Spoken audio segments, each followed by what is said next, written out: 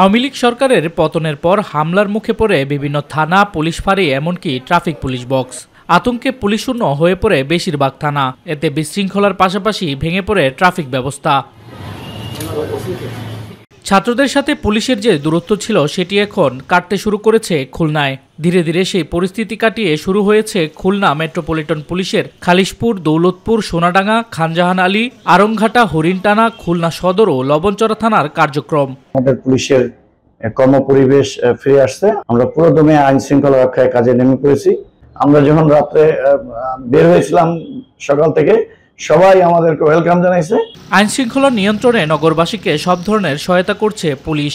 এ পর্যন্ত প্রায় শতাধিক সাধারণ ডায়েরি সহ অভিযোগ গ্রহণ করেছে 8টি থানার ভারপ্রাপ্ত কর্মকর্তারা। গত 24 ঘন্টায় এই থানাতে আমরা 11 জন সাধারণ মানুষ এসেছে, তাদের আমরা জিডি করেছি এবং 9টা অভিযোগ আমাদের দিয়েছে, সেগুলো আমরা তদন্ত করছি। আমরা বিশেষ টহল জোরদার করেছি। তাছাড়া আমাদের গত 2 দিনে 6টি জিডি, 5টি অভিযোগ হয়েছে।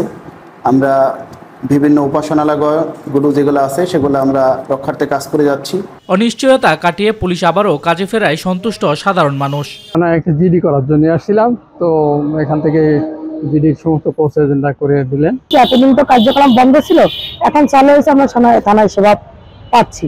সেনাবাহিনী, নৌবাহিনী ও শিক্ষার্থীদের সমন্বয় করে পুলিশ দায়িত্ব পালন করছে বলে জানিয়েছে এই কর্মকর্তা। খুলনা বিভিন্ন থানাতে আমাদের দেশপ্রেমিক সেনাবাহিনী এবং নৌবাহিনী মোতায়েন আছে। তাদের ঊর্ধ্বতন কর্মকর্তা এবং থানায় মোতায়েনকৃত নৌবাহিনী এবং সেনাবাহিনী অফিসার এবং ফোর্সবৃন্দ আমাদের সহায়তা করছে। এই মুহূর্তে খুলনায় আইন শৃঙ্খলা সংক্রান্ত কোনো সমস্যা নাই। পুলিশ যথাযথভাবে নিরবিচ্ছিন্ন দায়িত্ব পালনের মাধ্যমে নগরবাসীর নিরাপত্তা নিশ্চিত করবে, এমনটাই প্রত্যাশা সকলের। শামস তাবরিজ উচ্ছ্বাস, মাই টিভি নিউজ ডেস্ক।